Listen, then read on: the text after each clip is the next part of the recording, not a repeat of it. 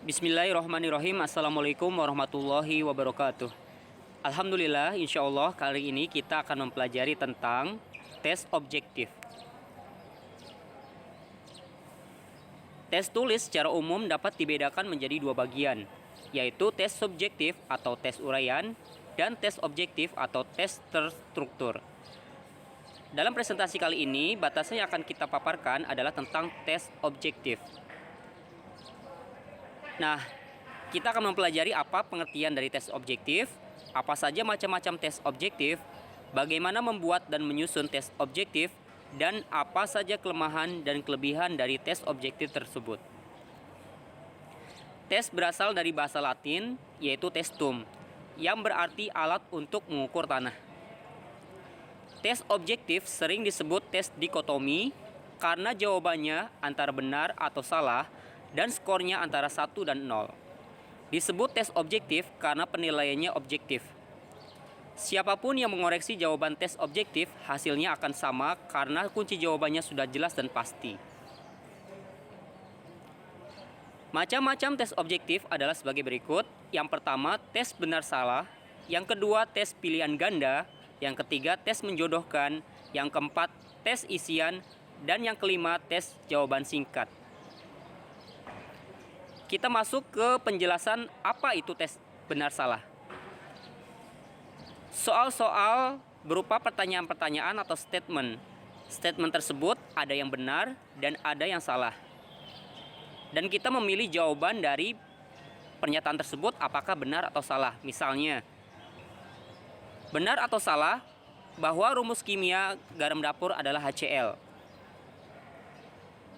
Karena rumus garam dapur adalah NaCl dan bukan HCl, jadi jawabannya adalah S atau salah.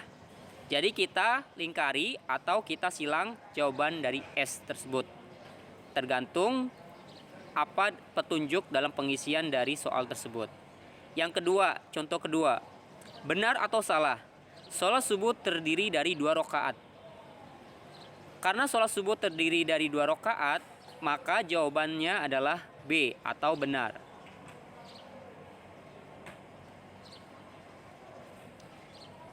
Bagaimana cara membuat atau petunjuk penggunaan atau pembuatan dari tes benar salah? Yang pertama, tulislah huruf B dan S pada permulaan masing-masing item dengan maksud untuk mempermudah mengerjakan dan menilai atau scoring. Sesuai dengan contoh yang di slide sebelumnya. Yang kedua, usahakan agar jumlah butir soal yang harus dijawab B sama dengan butir soal yang harus dijawab S. Dalam hal ini hendaknya pola jawabannya tidak bersifat teratur, agar tidak mudah ditebak oleh peserta ujian atau yang menjawab soal. Misalnya kita tidak membuat secara teratur BS, BS, BS untuk jawabannya atau SS, BB, SS, dan seterusnya untuk jawabannya. Dan yang ketiga, hindari item yang masih bisa diperdebatkan. Misalnya, Agus salah satu siswa yang ganteng. Nah, itu bisa diperdebatkan karena mungkin relatif. Ada yang menyatakan ganteng, ada yang tidak. Atau misalnya Ani adalah siswi yang cantik. Nah, itu juga diperdebatkan karena itu bersifat relatif. Kita masuk ke tes pilihan ganda. Tes pilihan ganda atau multiple choice test terdiri atas suatu keterangan atau pemberitahuan tentang suatu pengertian atau pernyataan yang belum lengkap. Dan untuk melengkapinya harus memilih salah satu dari beberapa kemungkinan jawaban yang telah disediakan. Contohnya, soalnya adalah kambing dapat digolongkan sebagai titik-titik. A. Kata sifat, B. Kata bilangan, C. Kata benda, atau D. Kata kerja. Nah, dari contoh tersebut, kambing adalah termasuk kata benda. Jadi jawabannya adalah C. Nah, hal-hal apa saja yang perlu diperhatikan dalam tes pilihan ganda? Yang pertama, instruksi pengerjaannya harus jelas dan bila dipandang perlu baik disertai dengan contohnya atau contoh cara mengerjakannya. Yang kedua, kalimat pada tiap butir soal hendaknya sesingkat mungkin. jadi tidak bertele-tele. Yang ketiga, bila dapat disusun urutan logis antar pilihan-pilihan, urutkanlah misalnya urutan tahun, urutan alfabet, urutan dari yang terkecil sampai yang terbesar, atau dari yang terbesar sampai yang terkecil. Yang keempat, jangan menggunakan kata-kata indikator seperti selalu, kadang-kadang, pada umumnya. Dan yang kelima, susunlah agar jawaban manapun mempunyai kesesuaian tata bahasa dengan kalimat pokoknya. Tes menjodohkan. Matching test dapat diganti dengan istilah memperbandingkan, mencocokkan, atau menjodohkan. Matching test terdiri atas satu seri pernyataan dan satu seri jawaban. Masing-masing pertanyaan mempunyai jawaban yang tercantum dalam seri jawaban. Tugas murid ialah mencari dan menempatkan jawaban-jawaban tersebut sehingga sesuai atau cocok dengan pertanyaannya. Contohnya, di sebelah kiri terdapat nama zat, di sebelah kanan adalah rumus kimia zat tersebut. Coba cocokkan yang tersedia di sebelah kiri dengan huruf di depan rumus kimia zat. Nah, garam dapur itu rumus kimianya HCl, H2SO4 atau apa? Nah, itu dihubungkan. Misalnya garam dapur adalah NaCl, maka satu dihubungkan dengan yang D. Jadi satu dihubungkan dengan yang D. Misalnya seperti ini. Nah, air rumus kimianya apa? Nah, karena air ada rumus kimianya H2O, maka di sini jawabannya tidak ada. Berarti kita tulis, jadi kita koreksi. Mungkin ini terdapat kesalahan dalam pembuatan soalnya. H2O.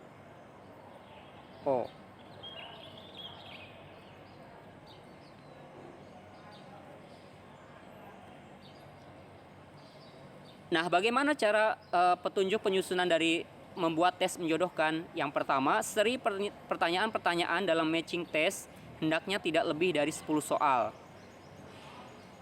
agar tidak membuat bingung peserta tes. Yang kedua, jumlah jawaban yang harus dipilih harus lebih banyak daripada jumlah soalnya. Nah, di contoh ini, di contoh sebelumnya, itu ada 4 pernyataan sebelah kiri dan ada 6 pernyataan sebelah kanan atau jawaban sebelah kanan. Yang ketiga, antara item-item yang tergabung dalam satu seri matching test harus merupakan pengertian-pengertian yang benar-benar homogennya. Yang keempat, tes isian atau melengkapi. Completion test bisa disebut dengan istilah tes isian, tes menyempurnakan, atau tes melengkapi. Completion test terdiri atas kalimat-kalimat yang ada bagian-bagiannya yang dihilangkan. Bagian yang dihilangkan atau yang harus diisi oleh murid adalah merupakan pengertian yang kita minta dari murid. Contoh, air akan membeku pada suhu titik-titik derajat Celcius. Nah, maka jawabannya benar atau yang diisi pada titik-titik tersebut adalah 0 derajat Celcius. Contoh kedua, malaikat penanya di alam kubur adalah titik-titik dan titik-titik.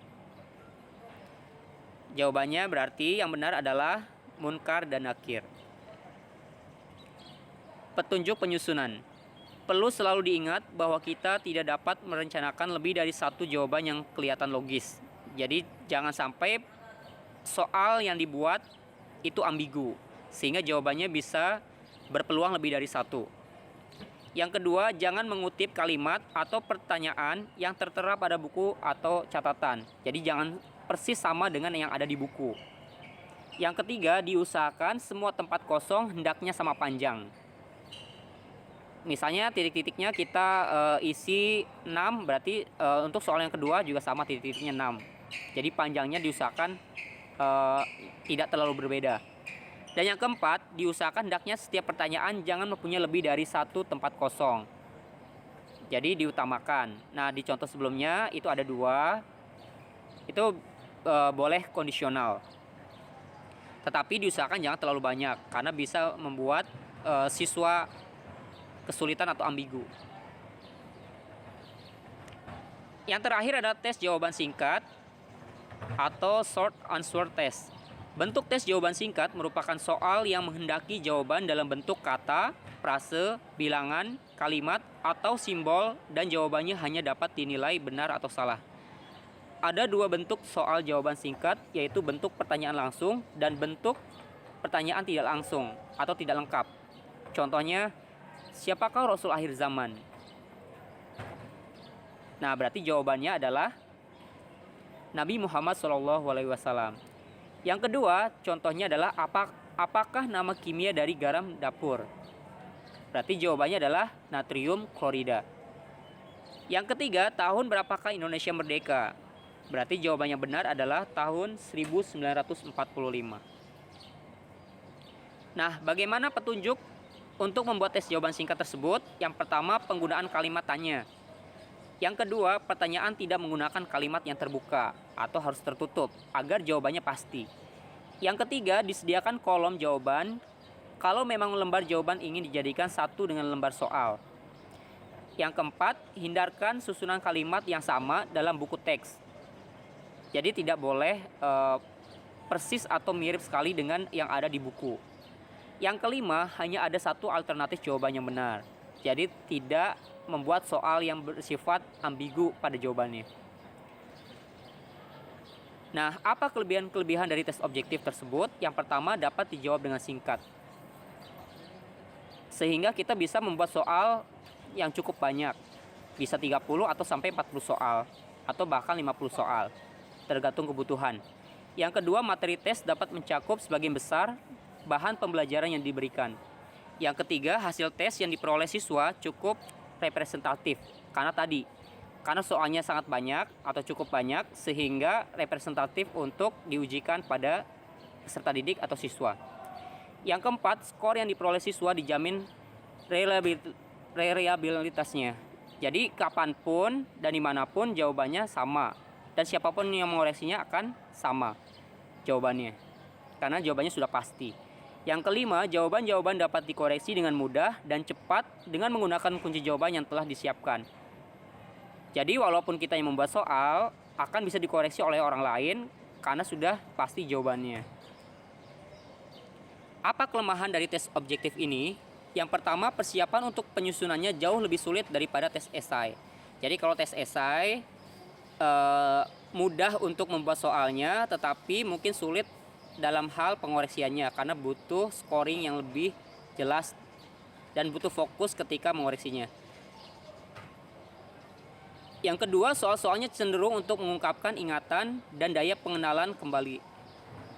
Jadi biasanya tes objektif ini paling banter itu sampai ke level C4. Jadi biasanya soal-soalnya lots atau yang mudah-mudah. Yang ketiga, banyak kesempatan untuk main untung-untungan. Jadi biasanya di sini peserta didik nembak atau menghitung kancing dan seterusnya. Karena dianggap jawabannya itu relatif singkat. Yang keempat, kerjasama antar siswa pada waktu mengerjakan soal tes lebih terbuka. Nah, karena tadi jawabannya itu singkat dan soalnya itu singkat, sehingga sangat memudahkan berpeluang peserta didik melakukan suatu kecurangan atau ketidakjujuran dalam ujian. Alhamdulillahirrahmanirrahim. Mudah-mudahan materi yang disampaikan bermanfaat. Subhanakallahumma wa bihamdika asyhadu an la ilaha illa anta astaghfiruka wa atubu ilaik. Assalamualaikum warahmatullahi wabarakatuh.